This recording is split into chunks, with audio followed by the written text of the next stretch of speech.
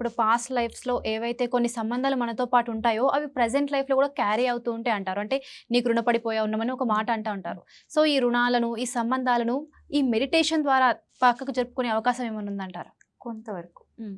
కొంతవరకు పూర్తిగా అని చెప్పకూడదు. ఎందుకు అంటే ఇప్పుడు చాలా హెల్ప్ చేశారు అనుకుందాం నాకు ఎవరో.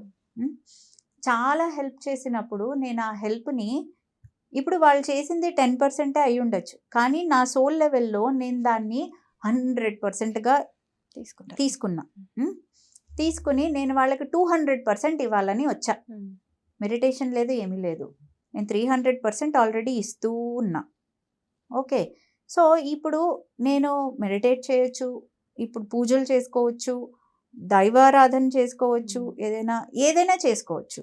సో నేచర్తో, యూనివర్స్తో, డివైన్తో కనెక్టెడ్గా ఉన్నప్పుడు ఎట్ సమ్ పాయింట్ వాళ్ళు డివైన్ నుంచి, యూనివర్స్ నుంచి మనకి సిగ్నల్ అందుతుంది. చాలు, అయింది, క్లియర్ అయింది, ఇంకా చాలు. అంటే అది ఎలా అందుతుంది? పక్క వాళ్ళు నిన్ను ఇంకా యూస్ చేసుకుంటున్నారు, నువ్వు చేసింది చాలు అనేది క్లియర్గా తెలిసిపోతుంది.